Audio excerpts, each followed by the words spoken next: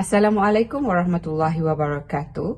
Saya mewakili kumpulan 12 dan kami sepakat untuk memilih tajuk e-government iaitu peranan e-kerajaan bagi menangani rasuah di dalam pentadbiran kerajaan Malaysia bagi subjek GMGA 2033 Etika Pentadbiran Awam.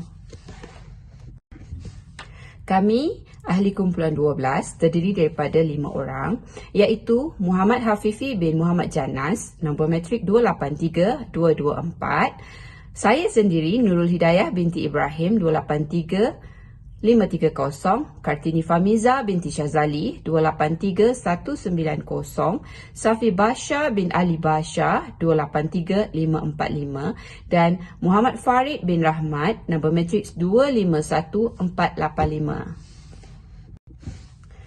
Saya pula akan membentangkan di bahagian pengenalan. Dari segi pentadbiran, negara-negara membangun menyedari kepentingan e-kerajaan atau e-government dan menganggap pelaksanaan e-kerajaan sebagai alat kritikal untuk kestabilan dan pertumbuhan ekonomi serta membangunkan kerajaan yang lebih telus dan cekap.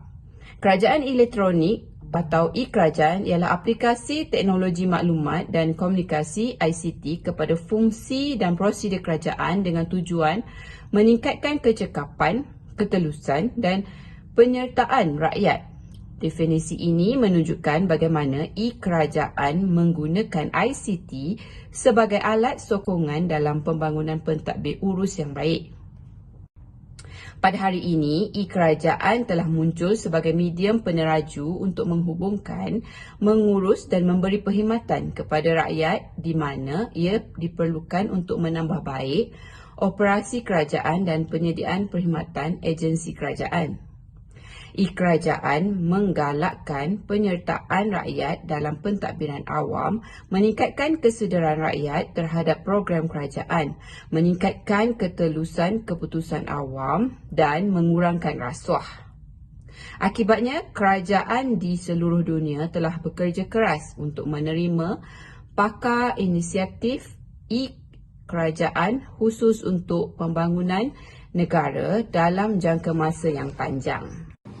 Assalamualaikum warahmatullahi wabarakatuh. Saya Muhammad Hafifi bin Muhammad Janas, nombor matrik 283224. Saya akan membentangkan secara ringkas berkaitan latar belakang kajian. Secara umum, isu rasuah sememangnya menimbulkan cabaran besar terhadap keberkesanan inisiatif kerajaan dan kecekapan penyampaian perkhidmatan. Ia adalah salah satu kebimbangan masyarakat yang boleh menjejaskan pembangunan negara dan memudaratkan kesejahteraan. Tinjauan Transparency International, sebelum itu untuk makluman doktor, Transparency International ini adalah merupakan satu badan bukan kerajaan yang ditubuhkan untuk memerangi rasuah. Ia berpusat di Perancis dan mempunyai banyak cawangan di negara-negara yang di mana rakyatnya komit untuk mentang rasuah.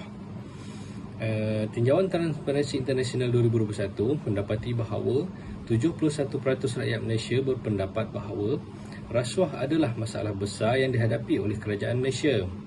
Daripada semua institusi awam, parlimen, polis dan pegawai kerajaan menduduki tempat tertinggi untuk persepsi rasuah, di mana rakyat Malaysia menggesa kerajaan untuk melaksanakan strategi yang lebih efektif untuk menanganinya. Isu rasuah di Malaysia. Di Malaysia, isu rasuah merupakan isu yang sangat menarik kerana prestasi ekonomi negara yang tinggi telah wujud bersama dengan rasuah sejak kemerdekaan lagi. Walaupun rasuah telah lama menjadi isu di Malaysia, ia mencapai tahap baru di bawah pentadbiran mantan Perdana Menteri Malaysia iaitu Datuk Seri Najib Razak. Semasa pemerintahannya, Datuk Seri Najib terlibat dengan skandal rasuah berprofil tinggi yang membabitkan dirinya sebagai Perdana Menteri dan sekutu politik terdekatnya.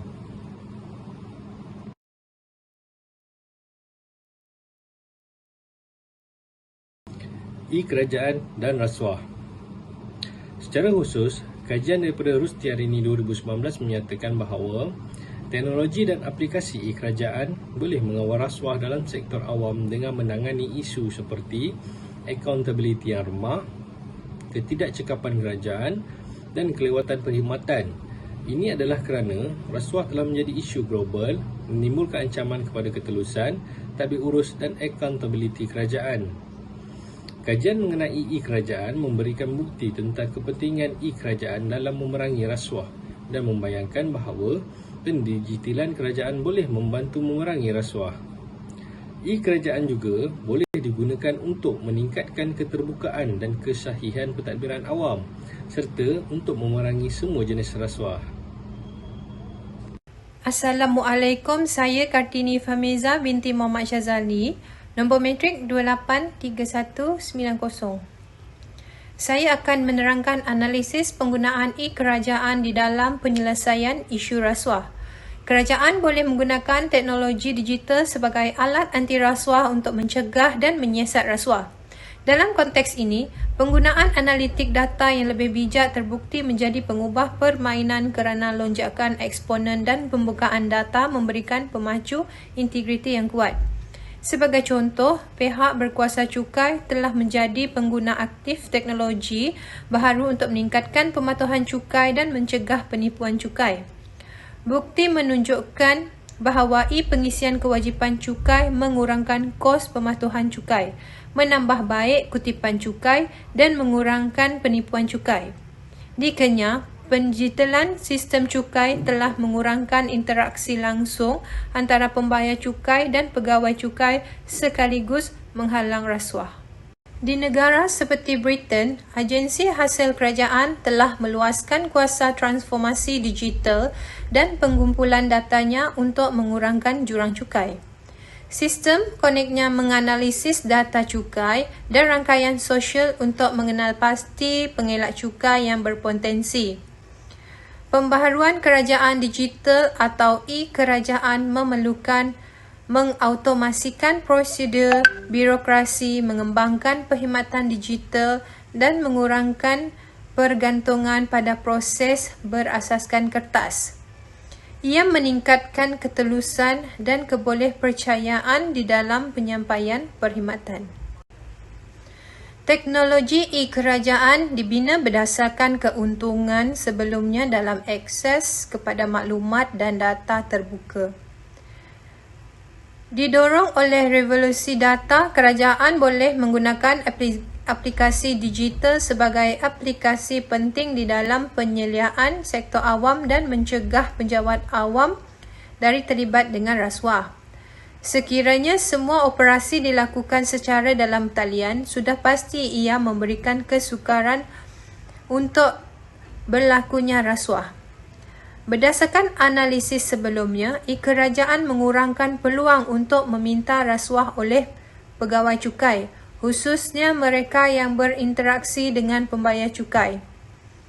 Menariknya, kajian daripada Kochanova 2020 mendapati bahawa kesan integriti e-pengisian cenderung meningkat apabila digabungkan dengan pembaharuan pelengkap seperti pembayaran digital.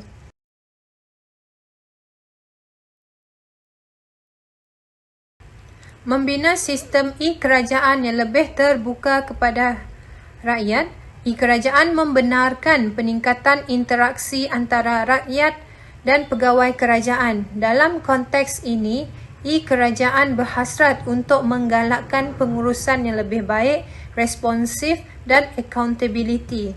Pengabdian yang lebih besar kepada e-kerajaan mungkin melemahkan kuasa eksklusif peserta rangkaian dengan meluaskan akses rakyat kepada proses pembuatan dasar.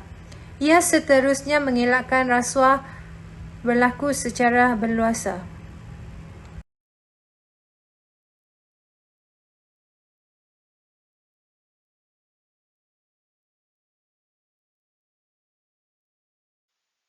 Assalamualaikum warahmatullahi wabarakatuh.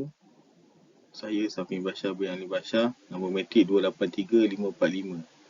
Saya akan menerangkan mengenai pelaksanaan dasar e-kerajaan yang kukuh. Kejayaan pelaksanaan e-kerajaan sebagai strategi anti rasuah bergantung kepada kejayaan pembangunan dan pelaksanaan dasar yang kukuh. Sebagai contoh, dasar-dasar ini harus menangani isu-isu yang dikenal pasti yang mempengaruhi kejayaan pengurusan rasuah. Dasar mesti dinilai dan dikemaskini secara berterusan. Membangunkan dasar yang sesuai harus menjadi sebahagian daripada pendekatan strategik kepada pengurusan rasuah di dalam e-kerajaan. Dasar tidak akan berguna melainkan semua pihak berkepentingan yang berkaitan yakin dengan nilai mematuhi dasar yang terpakai dan mampu untuk mengikuti dasar serta menerima pakai dasar baru yang dibangunkan. Kesimpulannya, e-kerajaan adalah cara kerajaan menggunakan ICT untuk mengubah struktur operasi dan budaya kerajaan. Pembangunan pelbagai jenis e-kerajaan mencerminkan kepelbagaian keperluan dan keutamaan pengguna dalam strategi kerajaan. E-kerajaan berpotensi untuk meningkatkan kualiti perkhidmatan, meningkatkan peluang untuk penyertaan demokratik dan menyokong accountability dan objektif tabir urus yang baik. Secara umum, terdapat kolerasi antara pendigitalan dan rasuah. Pendigitalan boleh mengganggu rasuah dengan meningkatkan ketelusan dan membolehkan accountability apabila kerajaan menghadkan interaksi manusia. Bagi mengubah dasar dalam ekonomi sedang pusat membangun, teknologi digital dengan pantas menjadi sekutu kuat terhadap mereka dalam memerangi rasuah dan memajukan kerajaan dengan lebih berkesan. Sekian, terima kasih.